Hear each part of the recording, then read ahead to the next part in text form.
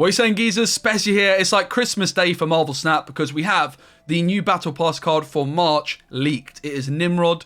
You can see we've got some very, very nice Wolverine and Sentinel variants, as well as a couple of incredible card backs as well. Give the video a like if you're excited. We're going to look at all the key synergy cards, and I've also built a deck to maximize the potential of Nimrod. What does it do, Specky, I hear you say?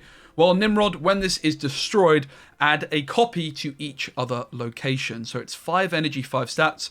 We could play it on turn 5, and then we could use a card like Arnim Zola on it, which would give us just Zola, by default, would give us 2 5-point Nimrods into the other 2 locations. But then because of Nimrod's ability, we would then get 2 more. So we would play Arnim Zola onto Nimrod in the left location, for example, and then in the middle and right location, we would end up with 2 Nimrods in each, working out at 20 points total.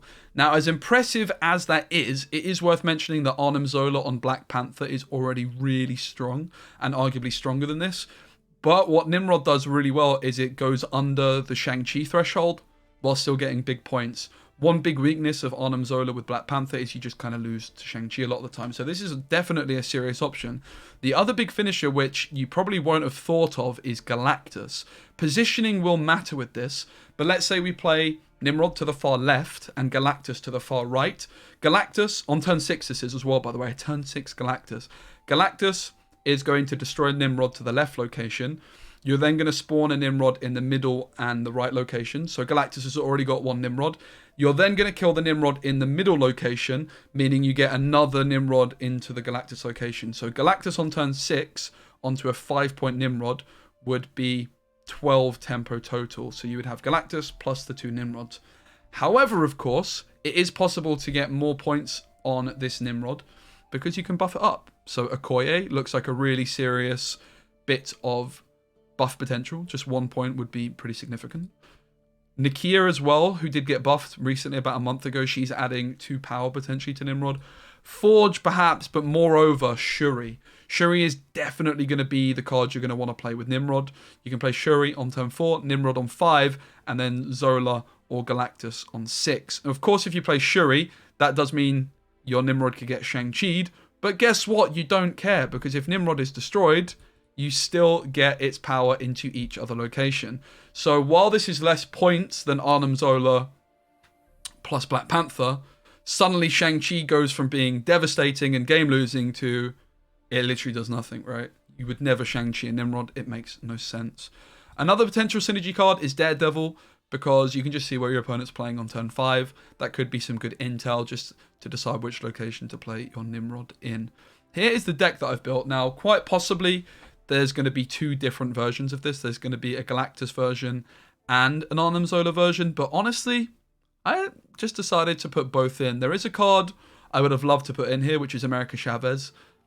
And I know you guys are going to be impressed that I actually didn't put her in. But I do think Chavez could be nice, just to help you get that Nimrod on turn 5 more often, etc. Help you get Shuri on 4. So the deck I've built is as follows. We have the Zola and the Galactus as options. We have the Shuri, the Okoye, the Nakia.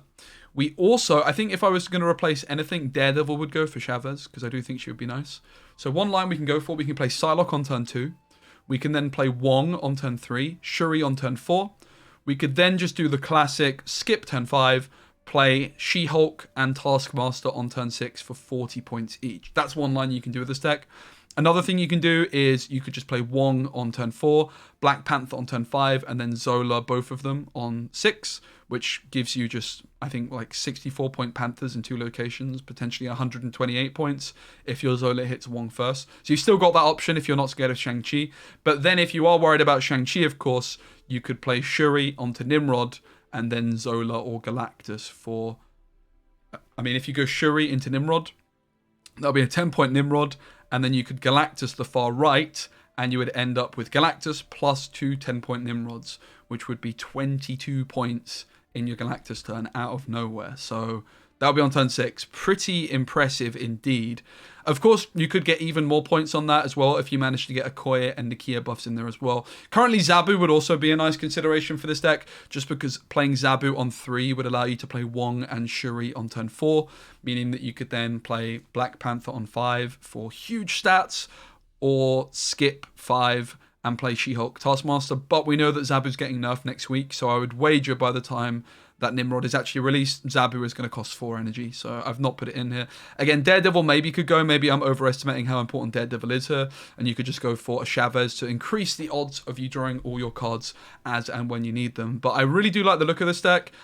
Very spicy indeed. The fact that you've suddenly got a anti-Shang-Chi play with this kind of big Zola game plan is very exciting.